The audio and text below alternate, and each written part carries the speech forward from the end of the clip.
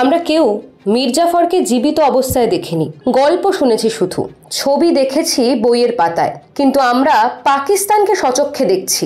10ই মে রবিবার সন্ধ্যায় আচমকাই খবরে চাউর হয় ভারত ও পাকিস্তান দুই দেশ সিজফায়ার অর্থাৎ যুদ্ধবিরতি এগ্রিমেন্টে রাজি হয়েছে। পুরোটাই মার্কিন প্রেসিডেন্ট ডোনাল্ড ট্রাম্পের ক্রেডিট।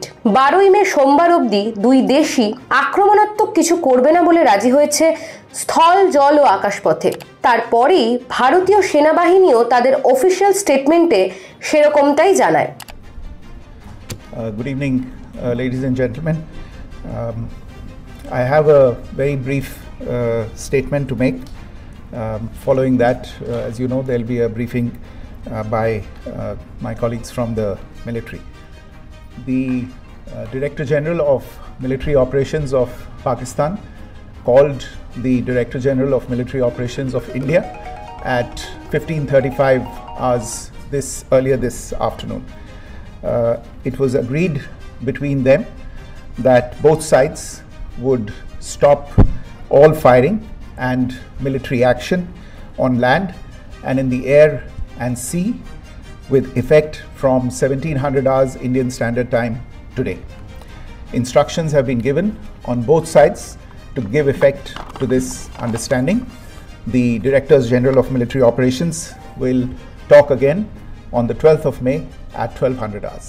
Thank you. কিন্তু কয়েক ঘন্টায় যেতে না যেতেই পাকিস্তানের আসল রূপ সামনে।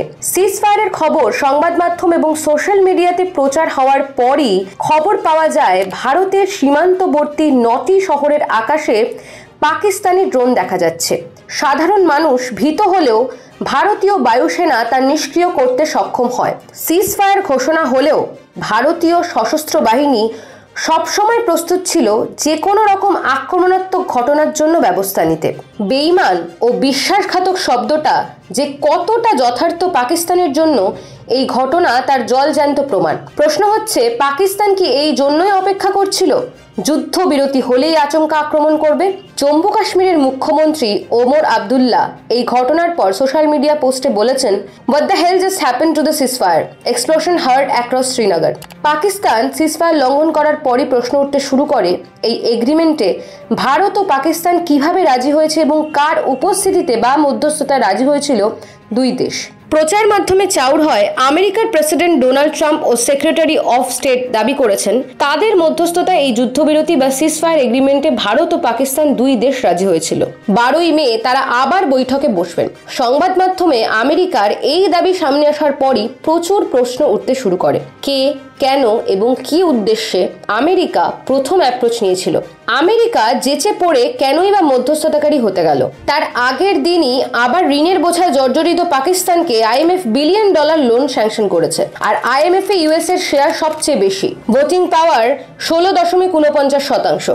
অস্ত্রবিরতি সমঝোতা কয়েক ঘন্টার মধ্যে কোন অধ্যত্ততায় কার আশ্বাসে পাকিস্তান লঙ্ঘন করলো?